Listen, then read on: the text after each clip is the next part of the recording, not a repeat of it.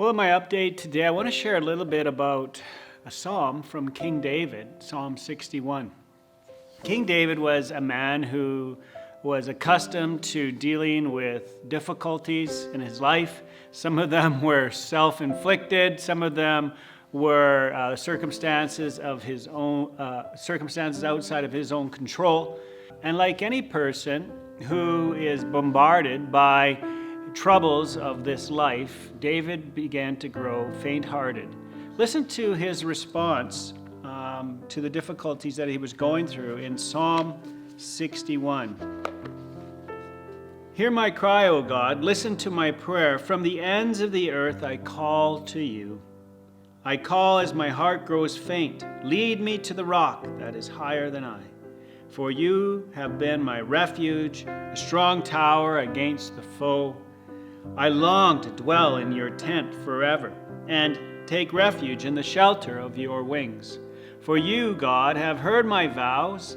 You have given me the heritage of those who fear your name. Increase the days of the king's life, hear his years for many generations. May he be enthroned in God's presence forever. Appoint your love and faithfulness to protect him. Then I will ever sing in praise of your name and fulfill my vows day after day. In this psalm, David cries out to God in the duress that he's experiencing from the ends of the earth, he says, probably from a place of exile or some place in isolation. He asks God to lead him to the rock that is higher than I, to a place of refuge, a place of protection, a place where he can find refuge in the shelter of God's wings. As I've been meeting and praying with people this fall, there are some who are feeling fatigued and faint-hearted by this fourth wave of COVID-19. Anyone who's trying to plan for a family Thanksgiving meal is likely feeling frustrated and even tired by all the restrictions that have been put upon us, even for our family gatherings or even for our worship services. So what can we learn from Psalm 61 to help protect us from becoming overwhelmed and faint-hearted during these troublesome times of life that we're in right now? Well, first of all, we need to acknowledge that there will always be troubles in this life, or we will deal with troubles on a constant basis through this life.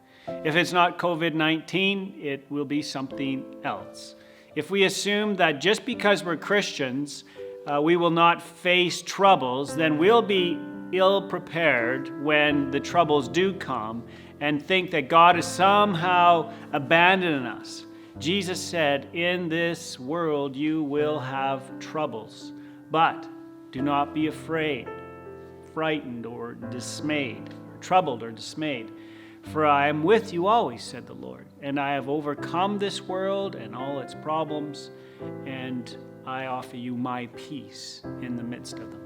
Secondly, I believe that we need to have a constant longing and desire to want to be in God's presence. David describes this place as going to the rock that's higher than I, or entering into God's tent and hiding under the shelter of his wings, or going to the strong tower where there's a place of refuge from the enemy. Lastly, Psalm 61 exhorts us to keep building into our relationship with God. This goes beyond just desire and longing. David wrote that he had made vows of commitment to God. Those weren't just secret vows, but they were also public ones as well. And David's commitment to God was not just this one-time commitment, but rather he had a covenant with the Lord that requires daily renewal and fulfillment. Bible teacher G.H. Wilson said, our relationship with God is a bit like a marriage. At the wedding, vows are said by both parties, but those vows are not just a wedding ritual, they are commitments that must be renewed lovingly and consistently day after day, year after year. Then, no matter how overwhelming your enemy may seem, or how faint-hearted you may have become, God will be your heritage of strength and peace.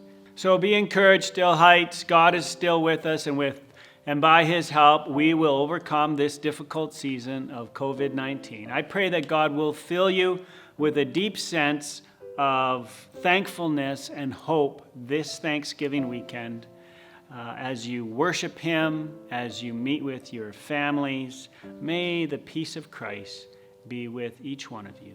Bye for now.